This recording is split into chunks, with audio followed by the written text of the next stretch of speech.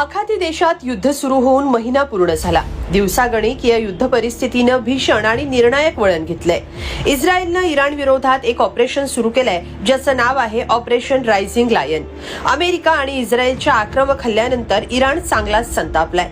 इस्रायलला याची मोठी किंमत चुकवावी लागेल असा गंभीर इशारा इराणचे परराष्ट्र मंत्री सय्यद अब्बास अराक्ची यांनी दिलाय. इस्रायलचं ऑपरेशन रायझिंग लायन काय आहे, इराणनं यावर काय इशारा दिलाय, नेमकं काय सुरू आहे, सगळं सविस्तर पाहूया या व्हिडिओतून. गेल्या महिनाभरात मध्य पूर्वेत सुरू असलेल्या युद्ध परिस्थितीत अमेरिका, इस्रायल आणि इराण या देशांचं मोठं नुकसान झालंय. इथली आर्थिक व्यवस्था कोलमडलीय.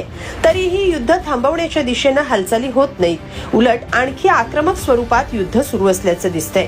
अमेरिका आणि इस्रायलनं इराणमधल्या महत्वाच्या पोलाद कारखान्यांसह अणु प्रकल्पांवर धडाधड क्षेपणास्त्र डागत इराणला मोठा दणका दिलाय. या हल्ल्यानंतर इराण कमालीचा संतापलाय. या कृत्यासाठी इस्रायलला मोठी किंमत मोजावी लागेल आणि याचे गंभीर परिणाम भोगावे लागतील असा थेट इशारा इराणचे परराष्ट्र मंत्री सय्यद अब्बास अराक्ची यांनी दिलाय. इस्रायलनं इराणवर केलेल्या हल्ल्यांची पुष्टी इस्रायली लष्कराने केली आहे. त्यांनी या मोहिमेला ऑपरेशन रायझिंग लायन असं नाव दिलंय.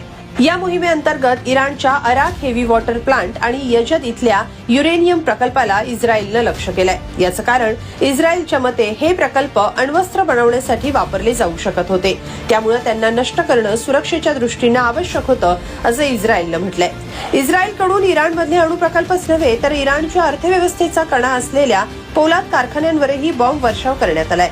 इस्फहान मधल्या मोबारेकह स्टील प्लांटवर झालेल्या हल्ल्यात एका कर्मचाऱ्याचा मृत्यू झाला तर 15 जण गंभीर जखमी झाले. खुजिस्तान मधल्या एका कंपनीत 16 कर्मचारी जखमी झाले. फिरोजाबादची खाण आणि मशहद विमानतळाच्या गोदामांचंही मोठं नुकसान झालं. इस्रायलच्या हल्ल्यांनी इराणमध्ये ठिकठिकाणी आगीची लोळ पाहायला मिळत आहेत. त्यामुळे इराणमध्ये भीतीचं सावट पसरलंय. यावर बोलताना इराणनं संताप व्यक्त केलाय.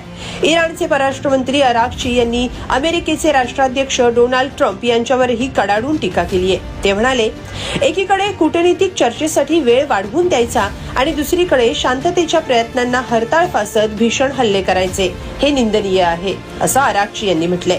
इराणनं केलेल्या या हल्ल्यांमुळे आता शांतता चर्चेची शक्यता मावळल्याचं दिसतंय. धक्कादायक बाब म्हणजे आखाती प्रदेश महायुद्धाच्या उंबरठ्यावर आलाय, ज्याने जगात फक्त नुकसानच होणार आहे.